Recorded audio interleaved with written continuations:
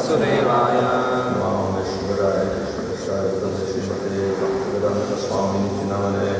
Namaste Saraswati Devi Gauravani Shri Krishna Chaitanya Prabhu Nityananda Shri Vedagana Shri Gaura Govinda Hare Krishna Krishna Krishna Hare Hare Hare Rama Hare Rama Rama Rama Hare Hare. Hey Krishna Bhagavatam 9 chapter 8 Shri Yadavacha Shri Yadavacha. No Sahe Jarasasa No Sahe Jarasasa. Antara Praptayatava Avadetva Sukham Brahmyam Avadetva Sukham Brahmyam Vaitrishyam Naiti Purusha Vaitrishyam Naiti Purusha. Shri Yadavacha No Sahe Jarasasa Antara Praptayatava Avaditva Sukham Gramyam Vaitrishyam Naiti Purusha. Shri Yadavacha Notsahe Jarasastatam Notsahe Jarasastatam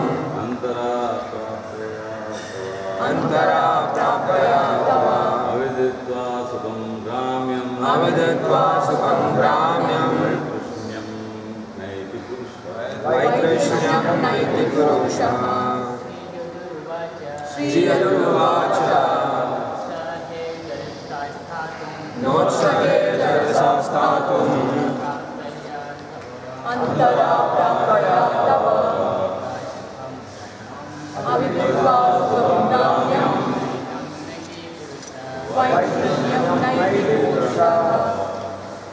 Shri Yadavacha Yadavacha Yadu, the eldest son of Yadu, replied, Yadu Sahe, I am not enthusiastic. I am not enthusiastic. Jarasa, with your old age, Sata, to remain, Antara, while in youth, Praptaya, accepted, Tava, your Avaditva, with all experiencing Sukha, happiness, Brahmyam, indifference, does not attain Purusha, a person. Translation, Yadu replied, my dear father, you have already achieved old age, although you also were young man. But I do not welcome your old age and invalidity. For unless one enjoys material happiness, one cannot attain renunciation. Purport, renunciation, material enjoyment is the ultimate goal of human life. Therefore, the Varnashram institution is most scientific. It aims at giving one a facility for turning back to God, which one can not do without completely renouncing all connections with the material world.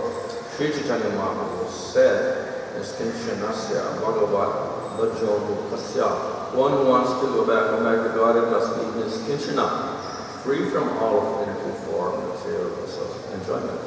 Brahman Upa Samasrayam, unless one is fully renounced, one cannot engage in devotional service or staying in Brahman. Devotional service is rendered on the Brahman platform. Therefore, unless one attains the Brahman platform, the spiritual platform, one cannot engage in devotional service. In other words, a person engaged in devotional service is already on the Brahman platform. Mamsa Yoga Vicharena Bhakti Yogena Sevate Sadgunam Samati Shachan Brahma Bhudana Kalpate. One who engages in full devotional service, one who does not fall down in any circumstances, at once transcends the lowest material nature and thus comes to the level of Brahman. If one attains devotional service, therefore he is certainly liberated. Generally, unless one enjoys material happiness, one cannot attain renunciation. Varnashram therefore gives the opportunity for gradual elevation.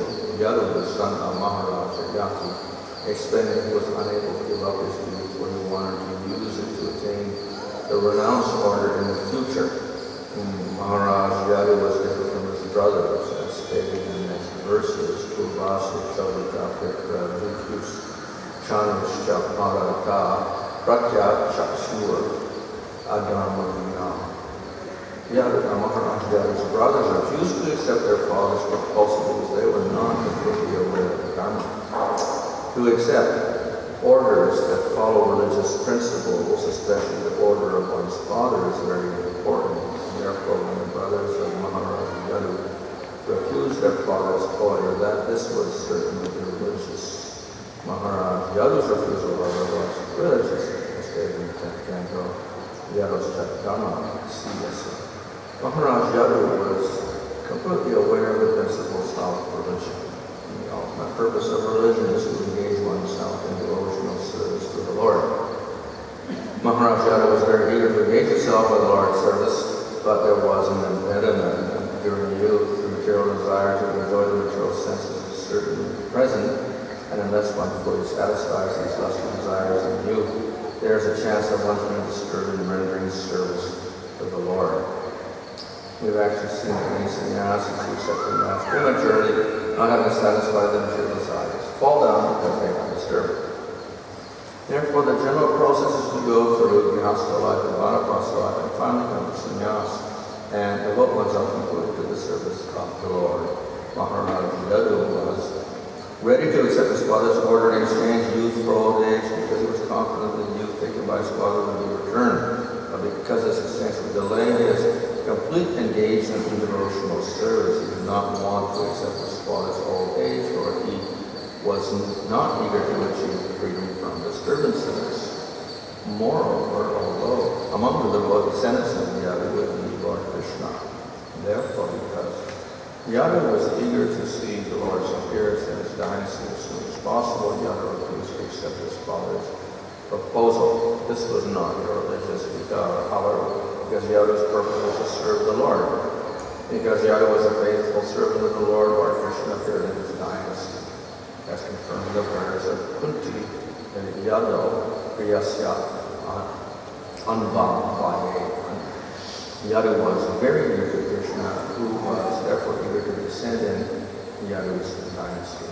In conclusion, Maharaj Yadu could not be considered a dharmakya in religious principles, as the next verse designates his brothers. He was like the four Shatrusana, who refused the order of their father Brahma for the sake of a better cause. Because the four Kumaras wanted to engage in completely the service of the Lord as brahmacharis, their refusal to obey their father's order was not irreligious. Text 41, O Maharaj Parikshit, Yayati similarly requested his sons, Purvasu, Dhuru, and Anu, who exchanged their youth for his old age, but because they were unaware of religious principles, they thought that their flickering youth was eternal, and therefore they refused to carry out their father's orders. King Yati then requested Guru, who was the youngest, was younger than his brothers, three brothers, but more qualified, my dear son, do not be disobedient like your elder brothers, for that is not your duty. So, here we have the father wanting to enjoy, and therefore he requested his sons to take his old age because he was cursed. And if somebody accepted his old age, he could enjoy it again. So he went to his sons, and Yadu refused, and the others refused, except the youngest son. So Yadu is a little distinguished from the other brothers who refused, because they were adharmakya. But that implies that he knew Dharma, and he was a dharmakya. And of course, we also see that Krishna appeared within his dynasty, so he got fame for that. So, still, he refused, whereas Kuru accepted. So his refusal was based upon the fact that I have to experience enjoyment as a young person. Later on, I can renounce. So this, of course, is a common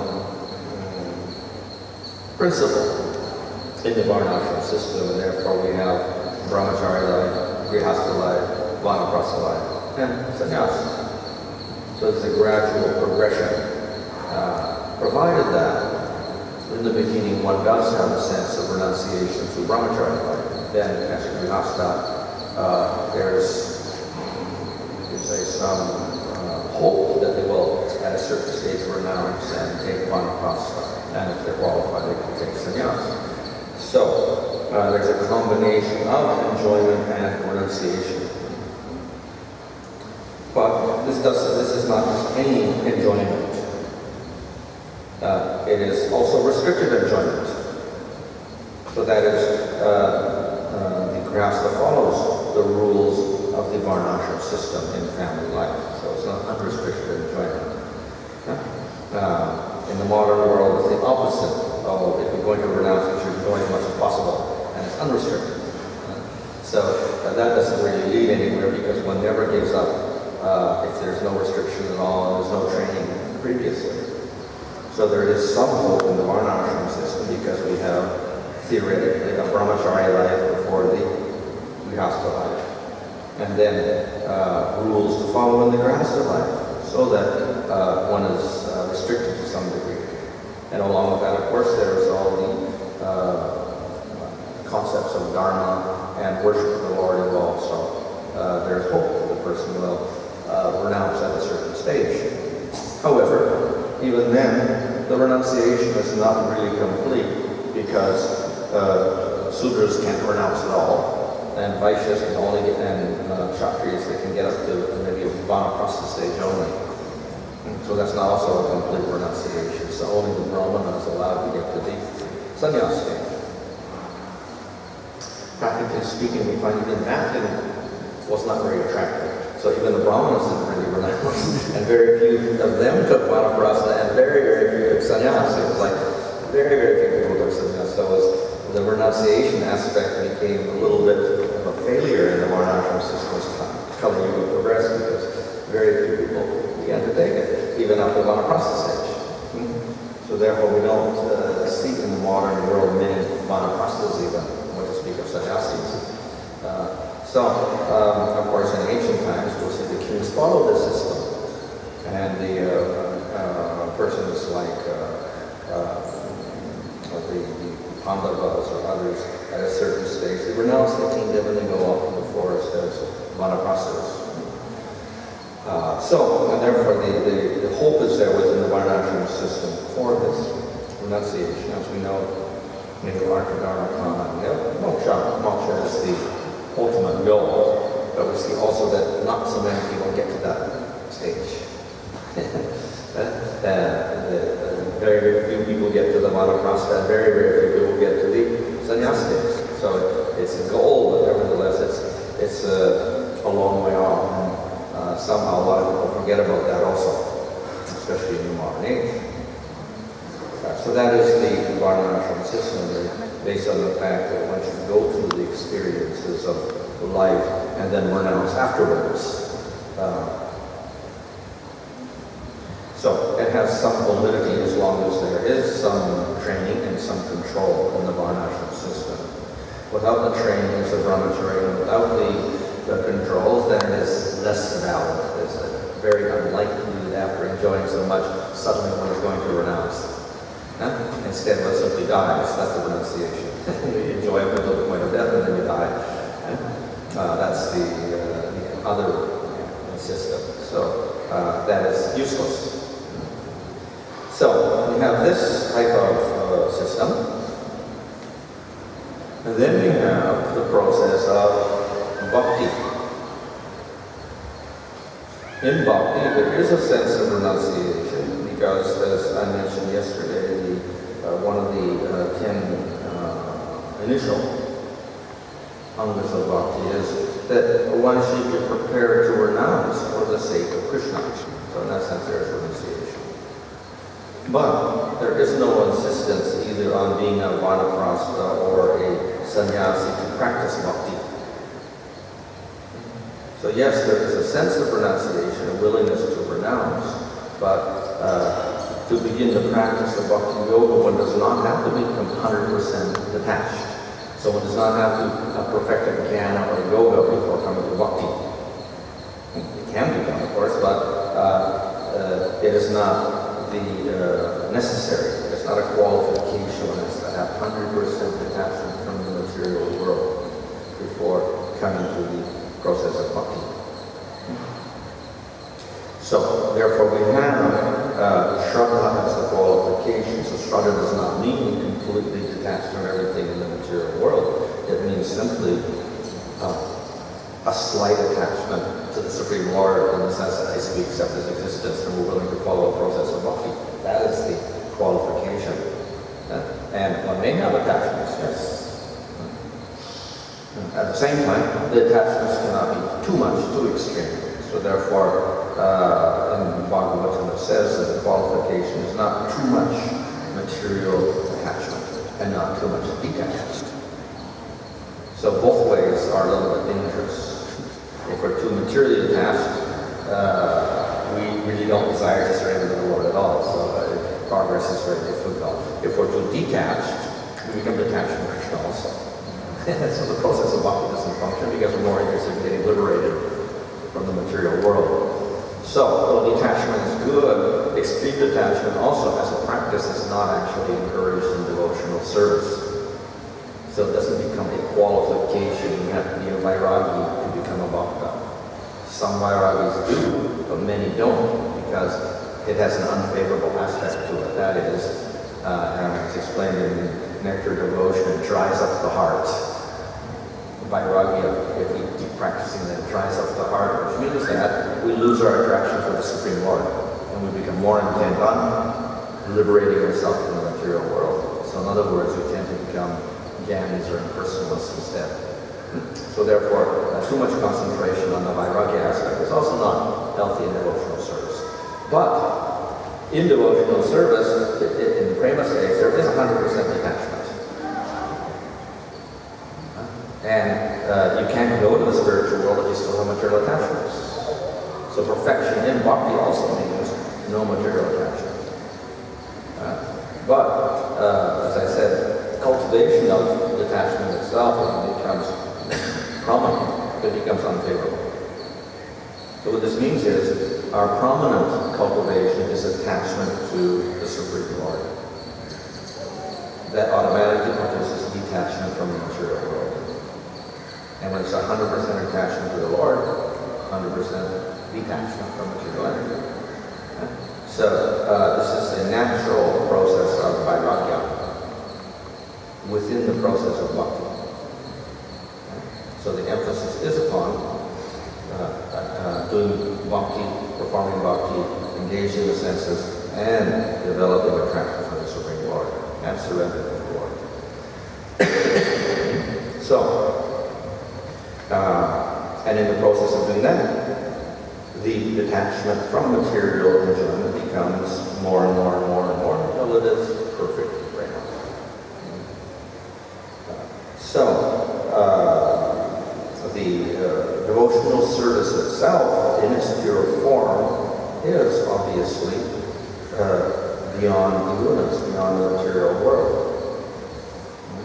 And so when one practices bhakti, that is Sudha Bhakti, pure Bhakti, then in that sense we are beyond the gunas. Hearing and chanting, remembering without any mixture of material desires or desires for liberation, that is, and with faith, that is Sudha Bhakti. So that is definitely beyond the gunas. However, if we're in sadhana, at the same time, we do have material attachments.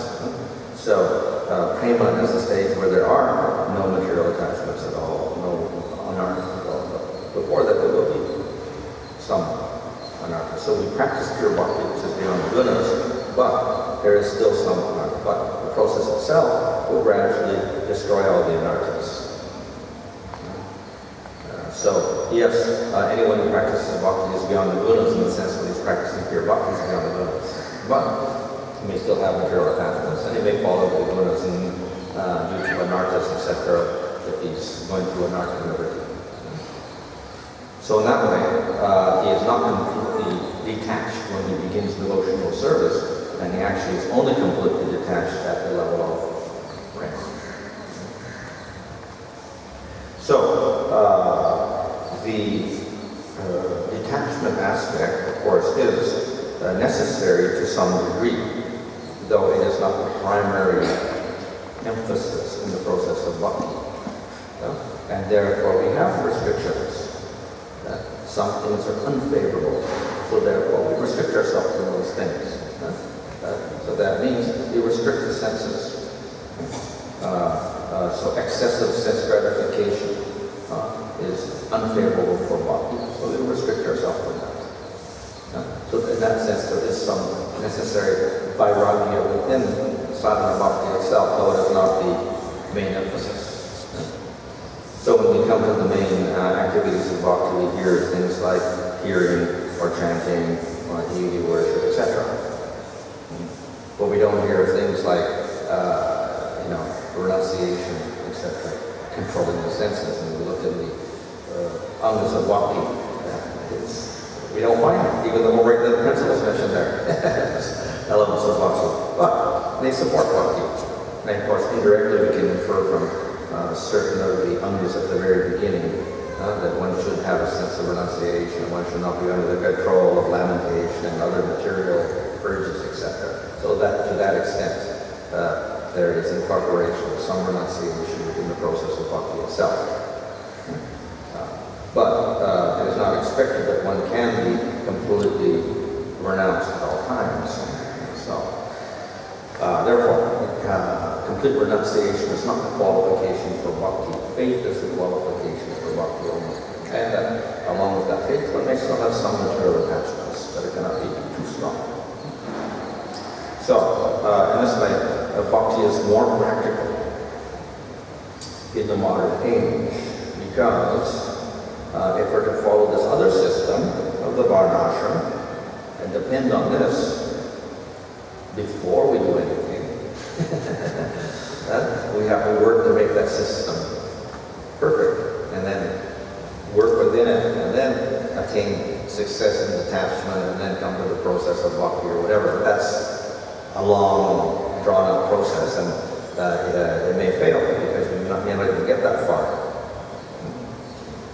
So on the other hand, by simply practicing bhakti yoga with some rules and regulations of controlling the senses, we automatically achieve the same goal. So for that reason, the process of bhakti is not really concerned with varnas or ashramas. You can practice bhakti as a brahmachari, as a grihastha, as a vanaprastha, or as a sannyasi, or within any varna. It doesn't really matter. The success does not depend on varna or ashrama. The success depends upon your faith and your determination and the mercy you get from devotees and Krishna. That's all. So, therefore, it is a little more practical to practice bhakti than the other processes because there's no dependence on anything else other than one's individual determination to serve the Lord, and consequently we get the mercy and that arranges everything for us so we can advance. So the detachment automatically takes place through that. So, therefore, detachment is good and favorable for bhakti if it's not too extreme. So here Jaggu is giving the excuse that he cannot simply advance himself to old age and take his father's old age because he'll miss the middle period, that is the grihastha period. And then he won't be qualified to be an old man. So if he takes his father's old age, he will not really be qualified for renunciation because he's not experienced his grihastha period. This is his argument in Hume, which is a sort of an argument. Whereas the other sons, they weren't concerned at all. They just didn't want to accept anything because they simply wanted to enjoy it. So that was their excuse. So comparatively, his was a better excuse. Though we see that finally the Kuru was the best because he simply agreed with his father and said, I'll be detached from all sexual addiction, whatever. So, of course, the other point is that better we rely upon the process of bhakti than relying on this whole system of advancing through stages of ashramas until we can become detached, and then we can practice spiritual life. That's a little bit of a slow process. But that is, we can say, the general idea within the varnashram system. Let's go slowly, and then slowly. And in other ages, it was practical for a lot of people. But in Kali Yuga, the system is no longer intact, so it's not very practical.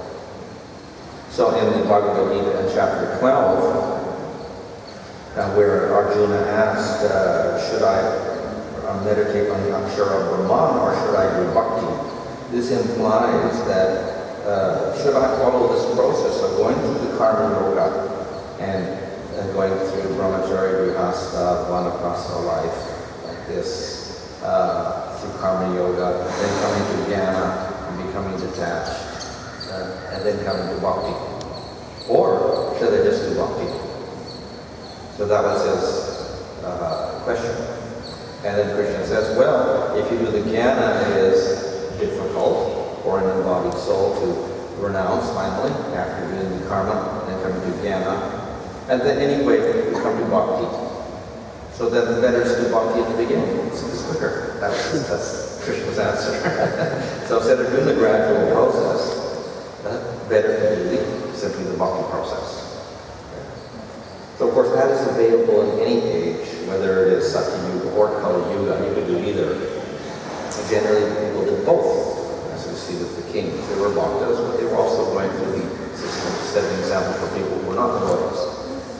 But in Kali Yuga, where the system is no longer intact, at least we just do the bhakti, and we can succeed with that. Even if we don't have anything else, we can succeed. If we have the other varnashram, they're fine. Whatever extensive, they're fine. But even if it's not there, there's no problem. So therefore, Lord Chaitanya said, Harinama, Harinama, Harinama, Kevalam. Only chant the holy name, only chant the holy name, only chant the holy name. Nothing else, nothing else, nothing else.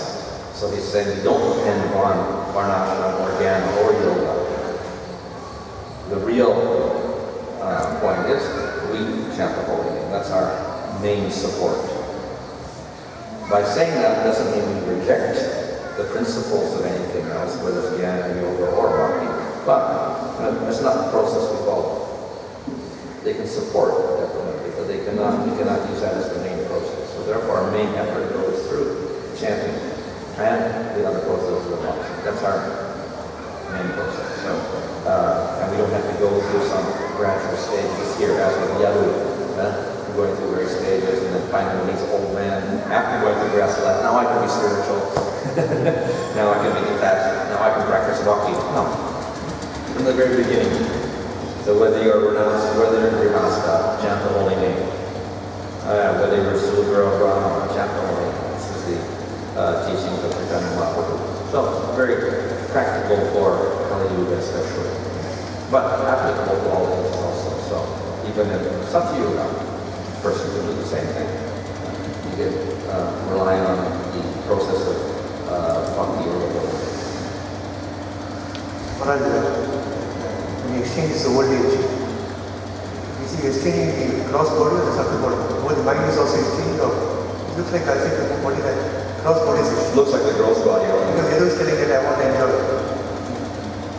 It looks like the gross body only because if he had a whole body with a subtle body which was old, which means he's already experienced, then he wouldn't have this excuse, I still want to enjoy it. So he's got the whole body but a young mind. That's the problem with us. Out of sync, more or less. But this sort of attitude, the way it's in Telugu also, when people say, I'm 80 years young. I can still enjoy my old body.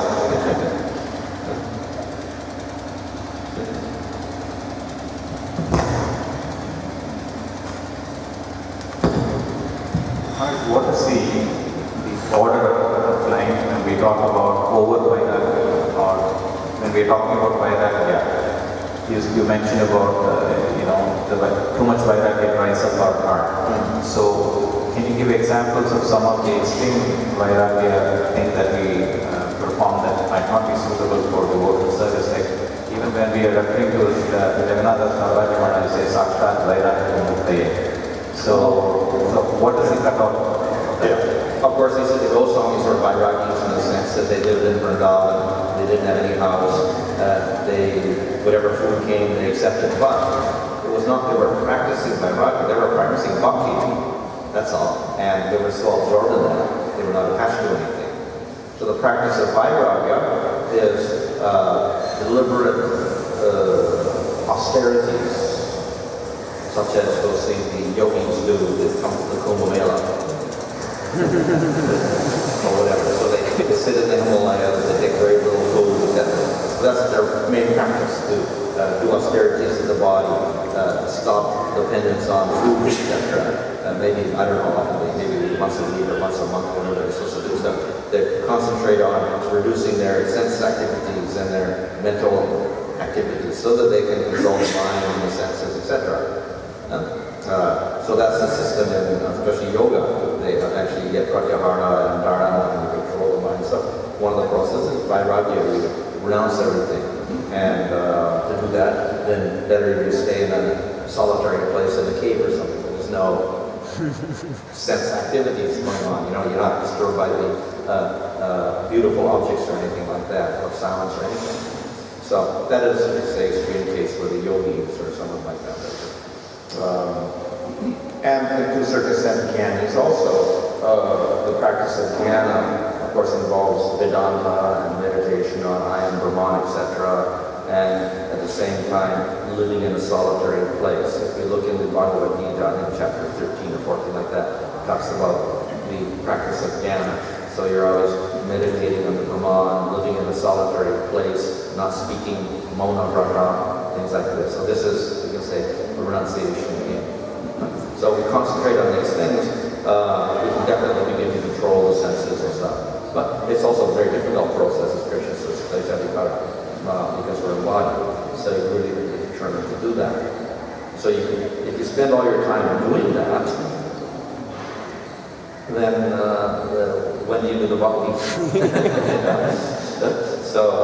And by doing that, we're concentrating on the renunciation aspect, giving up the material world. So our goal becomes to get out of the material world and stop the karma, etc., instead of developing attraction for the Lord.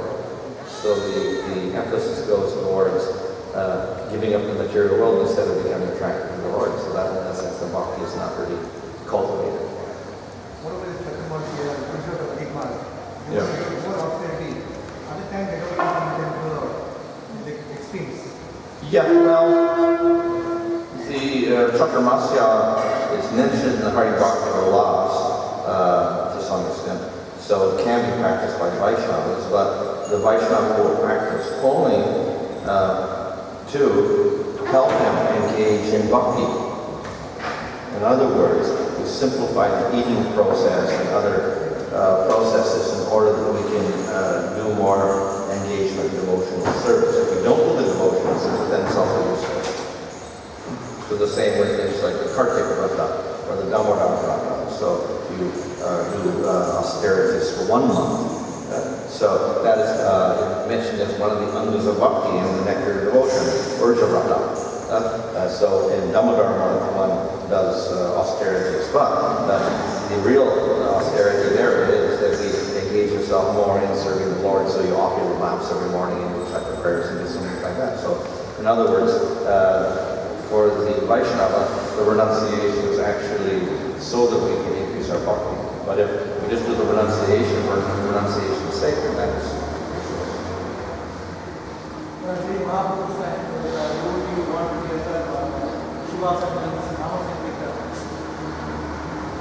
The Mahaprabhu's time during Shiva said the Mama Sankirtan, Brahmachari wanted to enter just because he's taking 2 cups of milk. So renounced. Shiva Sankirtan, Mama Sankirtan.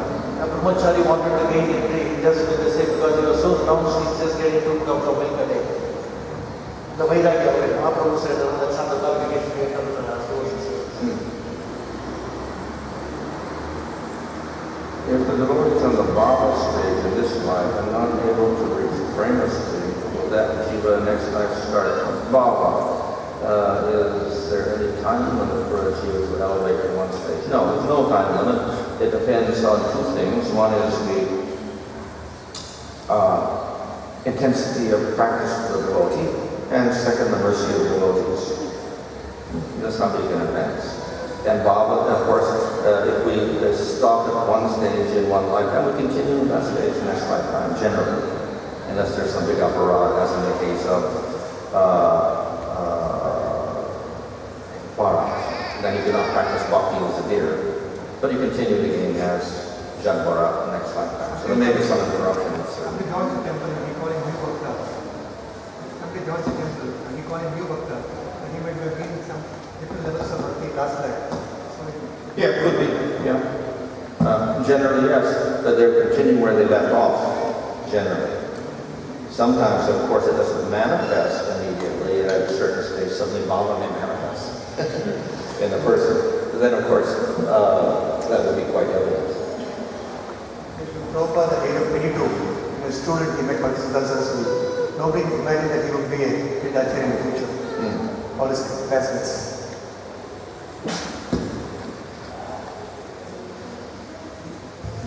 ग्रंथराज Shri Shrimad Bhagavatam की